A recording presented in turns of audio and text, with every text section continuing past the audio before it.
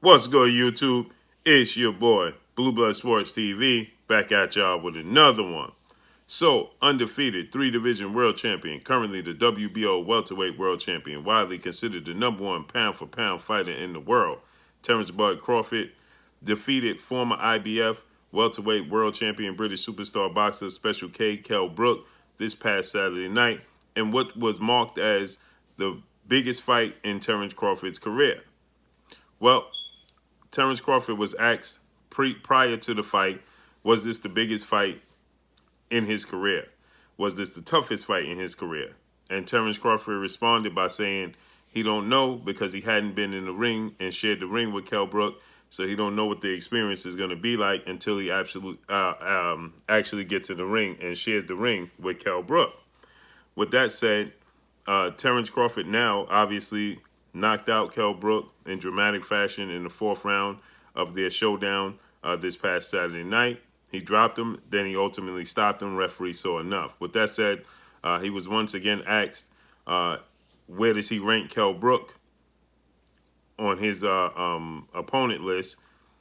And he says that it was fairly easy. He says he ranks Kell Brook with his fellow countrymen and his rival, who Terence Crawford beat 3 fights ago, in Amir King Khan, who's a multi-division world champion, superstar British boxer. He says, I rate him right there with Amir Khan. They're about the same. He says EGIDIJUS KAVALIAUSKAS was a much harder fight and is a much better opponent. And he stated that Jose Benavidez was a much better opponent than Kell Brook. He says he was surprised at how easy the fight was ultimately with Kell Brook. Now, he respects Kell Brook's accomplishments, and the fact that Kell Brook resume speaks for itself, although he hadn't won all those fights, but he had shared the ring with some of the best fighters in the sport of boxing, in Errol Spence Jr., Gennady Golovkin, and Sean Porter. He's 1-2 in those fights. He was stopped in 2 out of 3 of those fights. 2 out of 3 of those fights. So he says that, Kell Brook was a fairly easy opponent. Not even better than KAVALIAUSKAS and Jose Benavidez. Well, that speaks volumes. And that's a testament to why people want to see Terence Crawford face the likes of 2-time welterweight world champion Showtime Sean Porter, or EGIDIJUS Ugas, who's the WBA regular champion, or obviously everybody wants to see him in undefeated unified WBC IBF welterweight world champion superstar boxer Errol Spence Jr., or 8-division world champion, legendary iconic WBA welterweight world champion superstar boxer Manny Pac-Man Pacquiao, or Danny Garcia, who's a 2-division world champion. These are the competitors that everybody wants to see Terence Crawford in the ring with. So when people were saying that Terence Crawford wasn't fighting the best opposition out there, Terence Crawford was getting annoyed. His team was getting annoyed. And here we have Terence Crawford ultimately admitting that when Kell Brook fight was made, and everybody was saying that Kell Brook is past it. Kell Brook is not the same guy. Now, I, for one, don't say that regarding this fight with Terence Crawford, because I believe at any point in time in Kell Brook's career, Terence Crawford is a bad matchup for him. I believe that even prior to him losing to Golovkin and Errol Spence, Terence Crawford stylistically is a bad matchup and would have beaten Kell Brook at the very prime of his career or right now. So it didn't matter to me.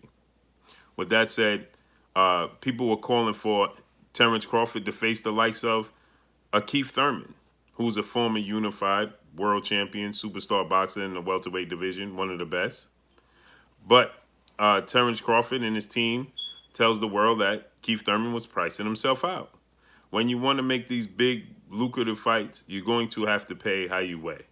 You're going to have to pay big money for these big fights, because heavy is the head that bears the crown. A la when you fought Floyd Mayweather, you got your biggest payday in your career. When you fought Manny Pacquiao, you got the biggest payday in your career. When you fight Canelo Alvarez, you get the biggest payday of your career. That's just how the cookie crumbles.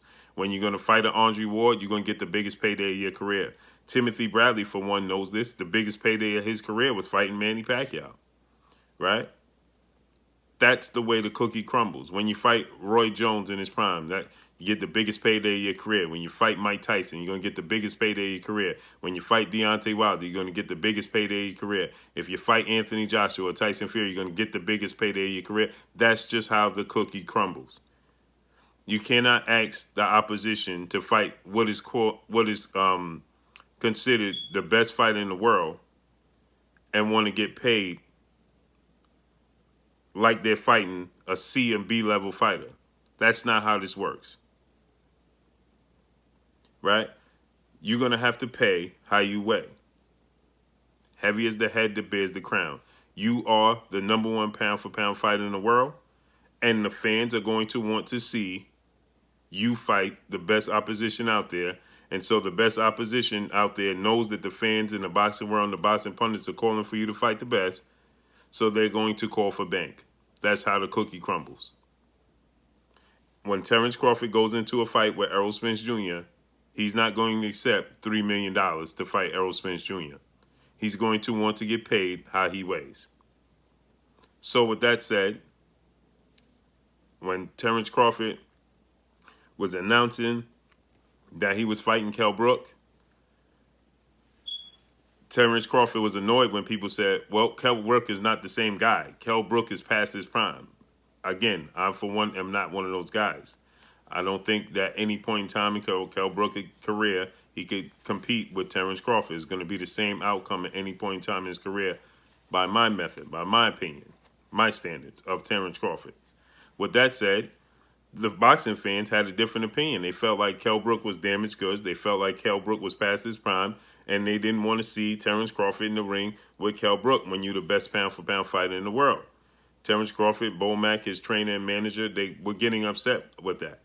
They were saying that the fans didn't understand who's he fighting, how, the level of competition, so on and so forth. They were looking to defend it. Well, here you have Terence Crawford himself stating that Kell Brook wasn't even worth EGIDIJUS KAVALIAUSKAS, who's never been a world champion and only fought at the world champion level when he fought Terence Crawford for the first time. Or Jose Benavidez. He never fought on that level, fought Terence Crawford, and hasn't even fought again since. He actually retired. So these are the guys that you can compare and exceed the accomplishments and the level of competition Kell Brook presented to you in the ring. If they exceeds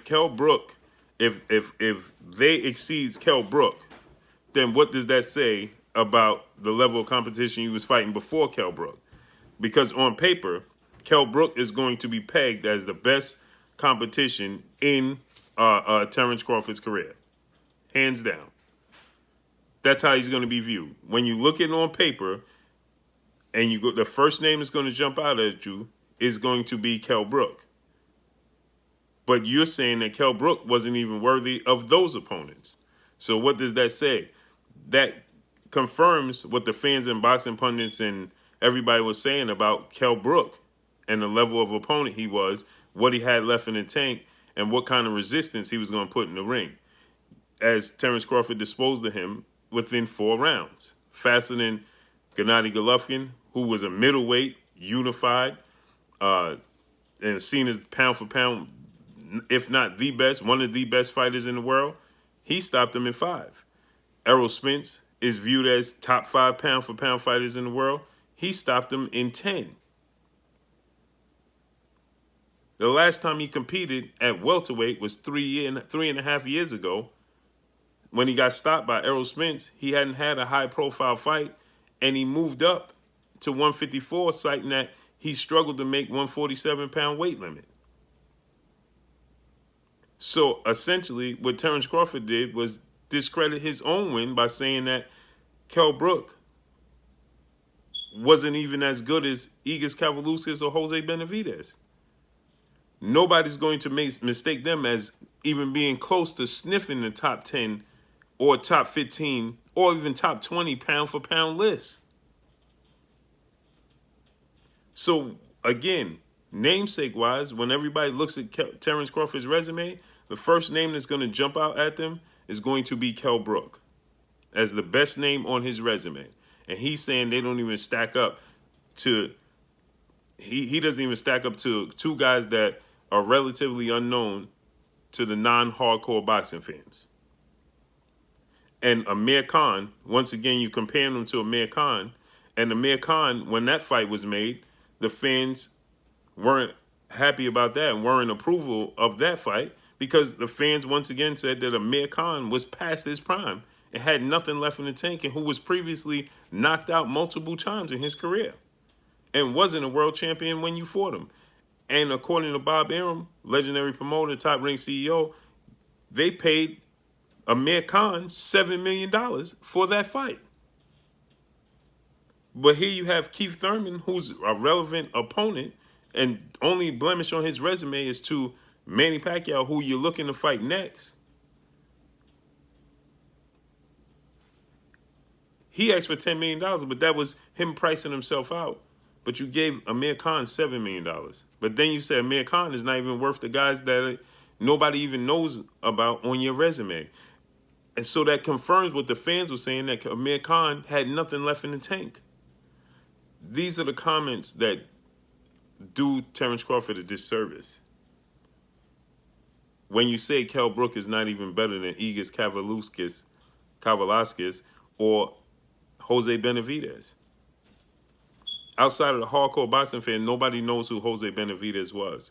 He hadn't done anything. He hadn't been a world champion. He's retired since fighting Terence Crawford. Maybe he had one fight after that.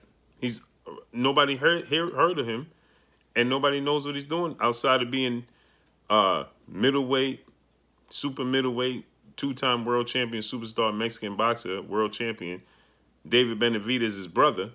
Nobody knows who Jose Benavidez is. And outside of KAVALIAUSKAS, most boxing fans don't even know how to pronounce his name.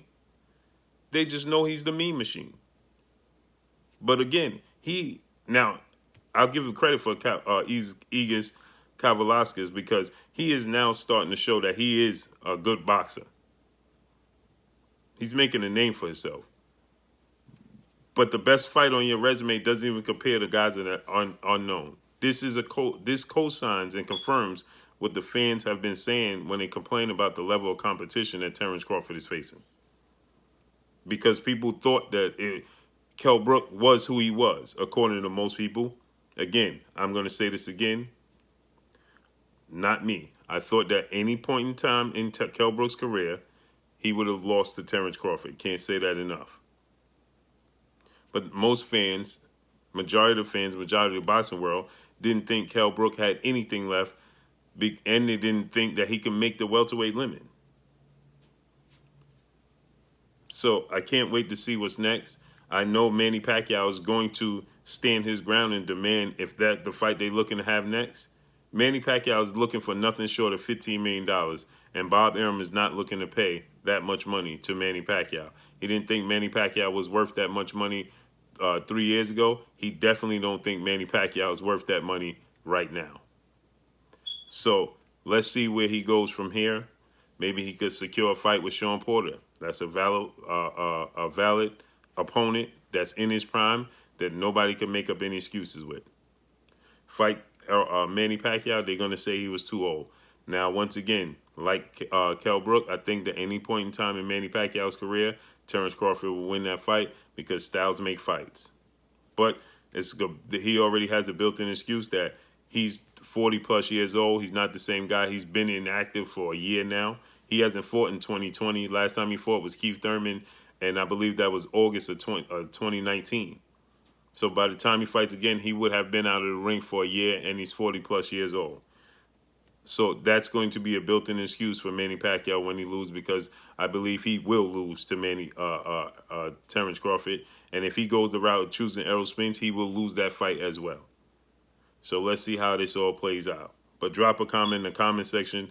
Let me know what y'all think. Y'all already know what it is. It's your boy Blue, Blue Blood Sports TV. Hate, like, comment, and subscribe. You haven't subscribed, hit the subscribe button, hit the like button, hit the bell icon to get all the new notifications. Follow me on Instagram at Blue Blood Sports TV, all one word. Y'all already know what it is. Shout out to the entire LDG B, C, shout out to New Media. Shout out to Black Media Row. Make sure you like and share these videos. That's all I got for y'all. Peace.